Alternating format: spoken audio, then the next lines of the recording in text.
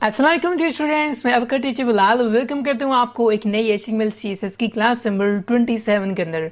आज की क्लास के अंदर हम काफ़ी इंटरेस्टिंग चीज़ें देखने वाले हैं। आज की क्लास के अंदर हमने दो चीज़ें कवर करनी है जो कि एक CSS के अंदर मैंने छोड़ दी थी। CSS के अंदर काफ़ी इंपॉर्टेंट चीज़ें हैं, वो है कि हमने पढ़ना है एक तो ओवरफ्लो, कि ओवरफ्लो क्या है, किस तरह यूज़ किया जाता है, व्हाट इज़ ओवरफ्लो।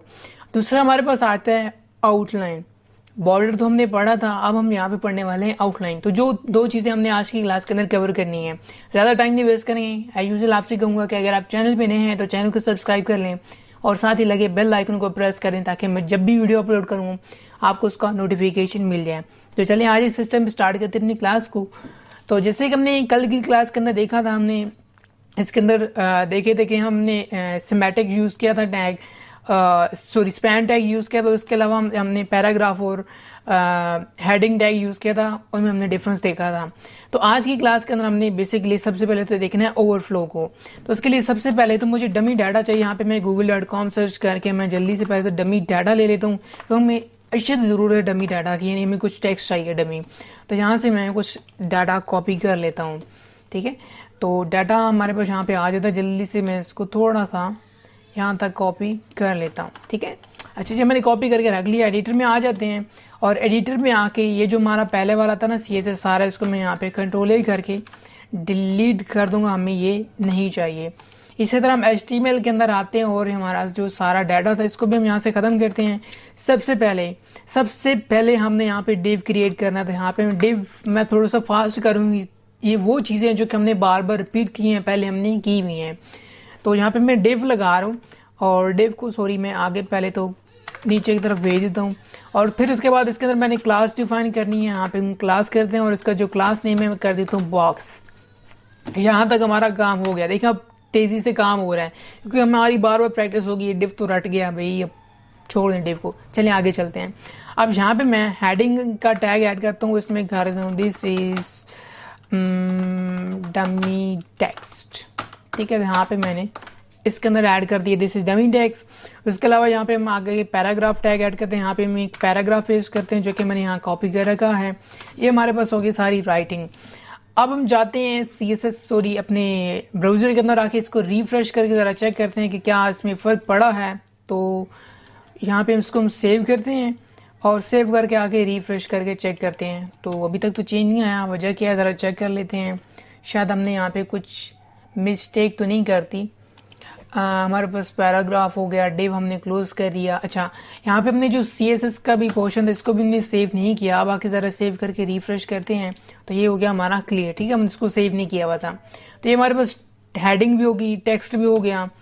तो अब ऐसा करते हैं कि हमने यहाँ पे एक डिफाइन करना है, एक जो कहते हैं कि ओवरफ्लो। सबसे पहले तो हमें यहाँ पे सिलेक्ट करना है अपना बॉक्स, ठीक है। हमने यहाँ पे डॉट लगा के बॉक्स को सिलेक्ट करने के लिए हमने डिव लगाया हुआ है।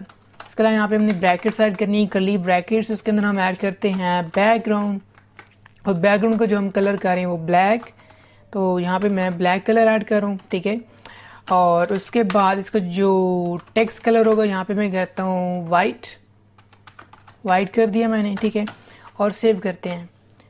आके ज़रा रिफ्रेश करते हैं आके कि देखेंगे, sorry I think text white नहीं हुआ। वापस आते हैं और सॉरी यहाँ पे हमने गलत कर दिया, मैंने देखी नहीं स्क्रीन की तरफ। कलर, सिर्फ हमने कलर का टैग ऐड करना है, कलर वाइट, ठीक है। और सेव करते हैं और आके इसको रिफ्रेश करके ज़रा चेक कर लेते हैं। हमारा टेक्स्ट भी आ गया, हमारा जो टेक्स्ट का कलर था वो भी वाइट हो गया। अब हम चलते हैं, यहाँ पे हमने डिफाइन करनी है, यानी हमारा जो डिव है उसका हाइट।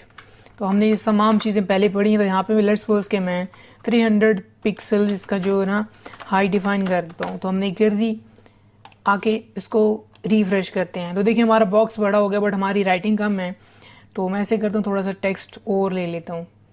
ऐसे करते हैं, उसी साइड पे जाते हैं ना, तो यहाँ से मैं थोड़ा सा डाटा और उठा लेता हूँ कुछ यहाँ तक, ठीक है। कॉपी करते हैं, आके इसको ज़रा मज़ीद पेस्ट कर लेते हैं।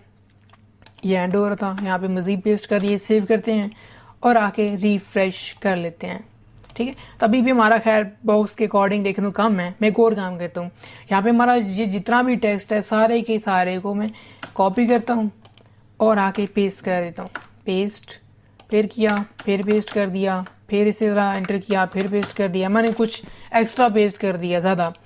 अब आके रिफ्रेश करते हैं तो देखें हमारा जो टेक्स्ट है वो नीचे की तरफ चला गया है। आप देख क्यों नहीं रहा, वाइट है क्योंकि इसलिए हमारा पेपर भी वाइट है। इससे करते हैं कि ये हमने यहाँ पे जो CSS के अंदर वाइट डिफाइन किया ना, तो यहाँ पे मैं ऐसे करता हूँ कि ब्लू और येलो, तो पीछे ब्लैक किया तो ब्लू तो सही नज़र नहीं आएगा, येलो करता हूँ भाई, येलो, ठीक है। यहाँ पे मैंने कर दिया येलो, और येलो करके अब रिफ्रेश करेंगे तो देखेंगे हमारा जो टेक्स्ट है वो काफ़ी ज़्यादा नीचे जा रहा है। इसी तरह हमारे जो पेज के भी जो हमने बॉक्स बनाया था उसके भी नीचे जा रहा है काफ़ी। तो अब हमने यहाँ पे वो टैग पढ़ना है ओवरफ्लो वाला। अब अगर आप गौर करें सारा नीचे टेक्स्ट जा रहा है बट हमारा जो बॉक्स है वो छोटा है। अब इसके अंदर जो हम यूज़ करने वाले हैं हमारे पास आता है ओवरफ्लो, जैसे मैंने आपको बताया था ओवरफ्लो। अब इसके अंदर हमने यहाँ पे कहते हैं ना हिडन। अब हिडन से क्या होगा, यहाँ पे इसको मैं सेव कर रहा हूँ और आके इसको रिफ्रेश करेंगे तो क्या होगा कि हमारा जितना भी नीचे टेक्स्ट होगा वो हाइड हो जाएगा, यानी उस बॉक्स से बाहर जो जितना भी टेक्स्ट होगा यानी उससे ओवर हो रहा होगा। ओवरफ्लो से मतलब ये बनता है कि ज़्यादा बोझ जो होगा टेक्स्ट का वो सारा का सारा हिडन हमने आगे लगा दिया, ओवरफ्लो के आगे हिडन कर दिया, तो इस मीन का वो सब हाइड हो गया। अब यहाँ पे मैं कोई टेक्स्ट नीचे नहीं दिख रहा, सिर्फ सवाई इसके अंदर जो है सिर्फ वही दिख रहा है।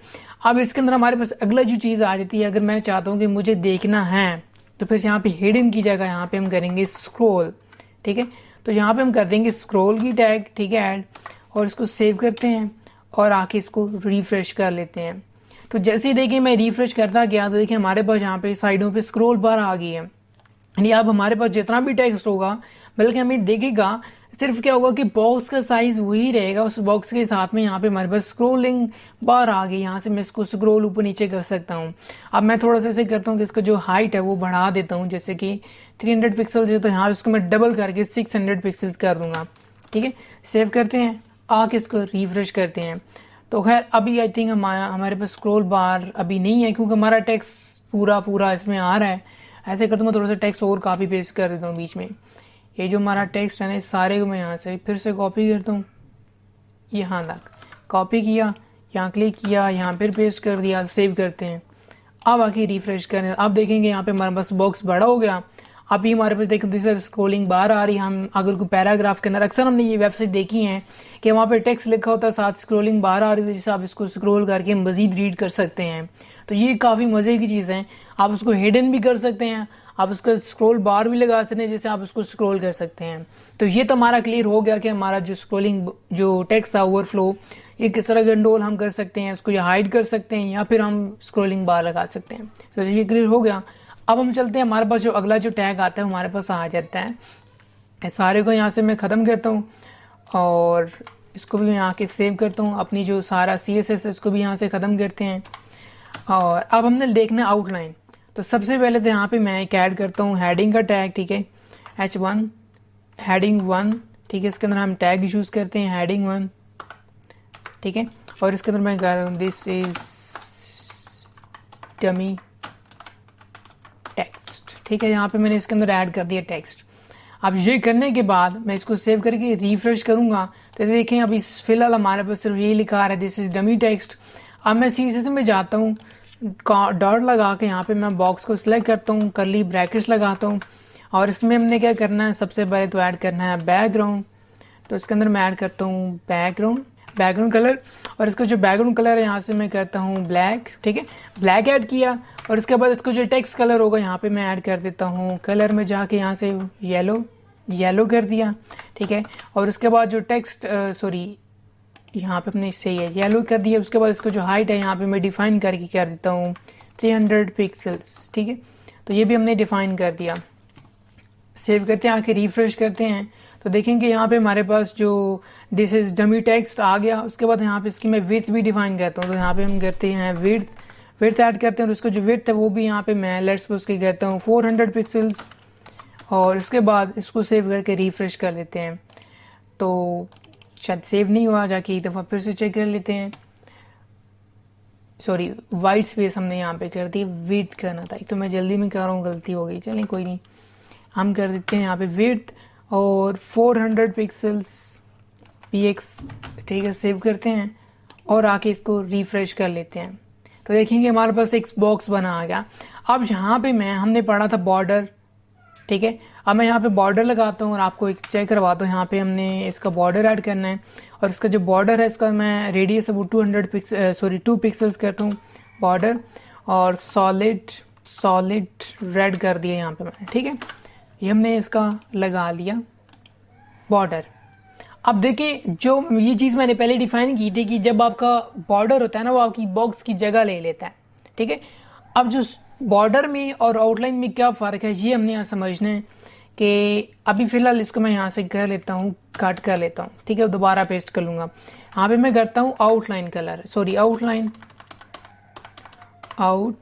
मैं यहाँ पे करता हूँ आउटलाइन। तो यहाँ पे मैंने आउटलाइन लगा दी और इसका जो साइज़ है यहाँ पे मैं लेट्स सपोज करता हूँ 5 पिक्सल्स, ठीक है। और इसको सेव करते हैं और इसका जो कलर है वो हमने कौन सा देना है तो वो भी हम यहाँ पे इसमें डिफाइन कर लेते हैं। यहाँ पे मैं रेड कर देता हूँ या ब्लू कर दिया, ठीक है। करने के बाद आके इसको रिफ्रेश करते हैं। हमने इसके अंदर डिफाइन नहीं किया कि हम भूल गए सॉलिड ब्लू। अब आके रिफ्रेश करते हैं तो देखेंगे यहाँ पे इसकी जो आउटलाइन है वो बन चुकी है।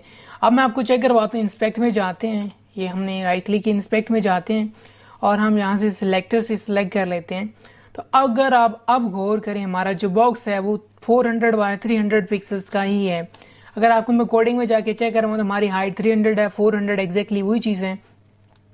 ब्राउज़र में आते हैं तो यहाँ पे भी चेक करें एग्जैक्ट 400 300 वही आ रहा है। अगर मैं यहाँ पे यानी सिर्फ यूज़ करता बॉर्डर, तो बॉर्डर क्या करता है कि हमारे टेक्स्ट हमारा जो बॉक्स था उसकी विड्थ को भी बढ़ा देता। तो यहाँ पे मैं ऐसे करता हूँ कि मैं अब इसके साथ में ऐड करता हूँ, इधर मैं पेस्ट करता हूँ बॉर्डर, ठीक है। और आके इसको हम रिफ्रेश करते हैं तो अब देखेंगे पहले हमारा बॉर्डर आ रहा है फिर हमारी वो आउटलाइन आ रही है। इंस्पेक्ट को लेते हैं और यहाँ से अब चेक करते हैं तो अब देखें यहाँ पे हमारे पास फ़र्क आ गया। देखें अगर मैं यहाँ पे कुछ चेक करवा सकूँ 404 हो गया और 304 हो गया, यानी 4 पिक्सल्स ये थोड़ा सा बड़ा हो गया है बॉक्स। उसकी वजह क्या है, ये डिफरेंस है कि अगर आप स्ट्रोक लगाते हैं यानी आउटलाइन लगाते हैं तो आपके बॉक्स के ऊपर कोई फ़र्क नहीं पड़ेगा, उसी के अंदर जगह लेके उसके अंदर सेट हो जाएगा। बट अगर आप यहाँ पे यूज़ करते हैं बॉर्डर तो फिर बॉर्डर क्या होगा कि आपका जो बॉक्स का साइज होगा वो बड़ा कर देगा। तो ये आपने डिफरेंस समझना है कि बॉर्डर में और आउटलाइन में क्या फ़र्क है। मैं ज़्यादा रिकमेंड करता हूँ आउटलाइन यूज़ करना क्योंकि वो अपनी जगह में ही रहता है और उसको एक अच्छा सा डेकोरेट भी कर सकते हैं। तो ये काफ़ी यूज़फुल चीज़ आगे आपको वेबसाइट के अंदर काफ़ी काम आएगी। आई होप आपको आज वाली क्लास पसंद आई है। अगर आपको आज वाली क्लास के वाले से कोई क्वेश्चन हो, कोई इशू हो तो नीचे कमेंट करके पूछ सकते हैं। मैं अब आपको मिलूंगा एक नई नेक्स्ट वीडियो में। तब तक अपना बहुत सारा ख्याल रखिएगा और मुझे अपनी दुआ में याद रखिएगा। अल्लाह हाफिज़।